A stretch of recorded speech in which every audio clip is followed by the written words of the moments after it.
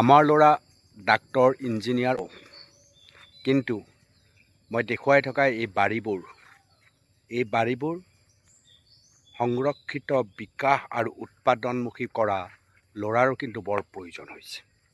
এই যে এতিয়া উচ্ছেদ অভিযান চলি আছে, বেদখলকাৰীক খেদি পঠোৱাৰ যিটো অভিযান চলি আছে, সেই অভিযান তেতিয়াহে আটাইতকৈ বেছি সফল হ'ব যেতিয়া আমাৰ সন্তানে এনে বাৰীবোৰৰ বিজ্ঞানসন্মত ব্যৱহাৰৰ প্ৰতি আকৰ্ষিত হ'ব।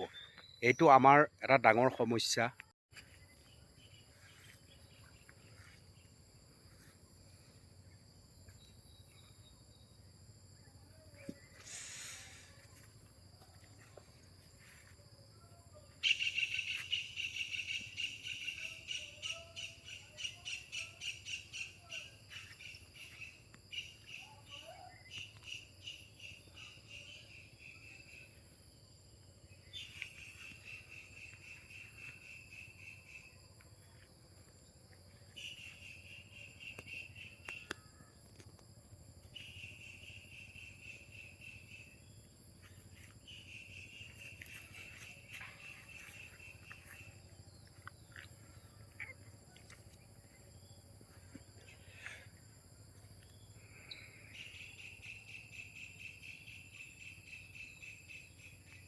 যে আমাৰ এনেকুৱা বাৰী ভৰি থাকে, ঘৰ ভৰি থাকে, কিন্তু এই বাৰী আৰু ঘৰবোৰৰ যি সঠিক ব্যৱহাৰ হ'ব লাগে নহয়। আমি এই ঘৰবোৰ এৰি পেলাই, এই বাৰী এৰি, এই ধুনীয়া উৎপাদনমুখী এখন ধুনীয়া বাগিচা থকাৰ পিছত সেইখন এৰি আমি সৰু সৰু চাকৰিৰ বাবে গুচি যাওঁ।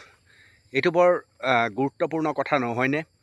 যি সময়ত উচ্ছেদ অভিযান চলি আছে, কিয় বেদখলকাৰীয়ে বেছি সুবিধা পাইছে? কাৰণটো হৈছে আমি এনেধৰণৰ বাৰীবোৰ সংৰক্ষণ আৰু বিকাশ কৰিব নোখোজোঁ। দেউতাই বা ককাদেউতাই এই ঘৰবোৰ, এই বাৰী প্ৰস্তুত কৰিছিল, কিন্তু ইয়াৰ ব্যৱহাৰ আমি যদি আৰু অধিক ৰূপত কৰিব পাৰিলোহেঁতেন, আমাৰ যদি চিন্তাই কৃষি মন এটা আমাৰ মনত যদি জাগ্ৰত কৰিব পাৰিলোহেঁতেন, তেতিয়া এনে বাৰীবোৰৰ আমি সঠিক ব্যৱহাৰ কৰিব পাৰিলোহেঁতেন। আমাৰ অসমীয়া মানুহৰ বাৰীৰ শেষ নাই, বিঘাই বিঘাই মাটি থাকে, কিমান এনেধৰণৰ বাৰী থাকে তাৰ হিচাপ নাই, কিন্তু এই বাৰীবোৰৰ সঠিক ব্যৱহাৰ সাধাৰণতে নহয়। মই চাৰিওফালে আপোনালোকক কেমেৰাটো ঘূৰাই ঘূৰাই দেখাই আছোঁ কেনেকৈ এখন বিশাল বাৰী আপোনালোকে দেখিবলৈ সক্ষম হৈছে। আৰু এই বিশাল বাৰীখনক যেতিয়া আমি সঠিকভাৱে সংৰক্ষণ আৰু বিকাশ কৰাৰ দৰে উৎপাদনমুখী কৰিবলৈ সক্ষম হ'ম, তেতিয়াহে জাতিটোৰ কিছু কথা নিৰ্ভৰ কৰে যে আমাৰ মাটি, আমাৰ ব্যৱহাৰ। আমি এইবিলাক এনেকৈ পেলাই থওঁ, চাওঁতা নাই, কৰোঁতা নাই, যাৰ ফলত প্ৰব্ৰজনকাৰীসকলে আহি আমাৰ ঠাই অধিকাৰ কৰে আৰু আমি হেৰুৱাব লগা পৰিস্থিতিৰ সৃষ্টি হয়। যিমানে বিতৰ্ক হৈছে, কিবা হৈছে, আলোচনা হৈছে, চৰ্চা হৈছে, দেখিছে, হয় তাহানিতকৈ আমাৰ বহুত বেছি পৰিৱৰ্তন হ'ল। এতিয়া তাহানিৰ নিচিনা হৈ থকা নাই।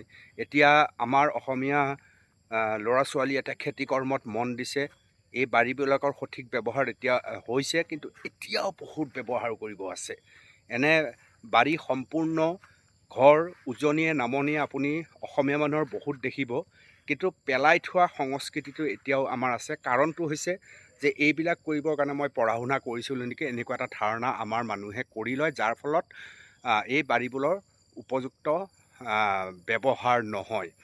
এই বাৰীখন ভালকৈ চোৱা চিতা কৰি ইয়াক যদি আপুনি সাংঘাতিকভাৱে উৎপাদনমুখী কৰিব পাৰে, তেতিয়াহ'লে আপুনি আৰু ডাক্তৰ ইঞ্জিনিয়াৰ অভিযন্তা হোৱাৰ কেতিয়াবা প্ৰয়োজন আহি নপৰে। বিষয়টো তেনেকৈও ভাবিব পাৰি, নহয়নে? কেতিয়াবা চৰ্চা কৰিবচোন। এই চৰ্চাৰ মাজত উচ্ছেদকাৰীৰ প্ৰসংগবিলাকতো আহি থাকিব, কিন্তু বেদখল যদি মুক্ত হয়, সেই মাটিৰ সৎ ব্যৱহাৰ কৰিবলৈ আপুনিও প্ৰস্তুত হৈ থাকিব লাগিব।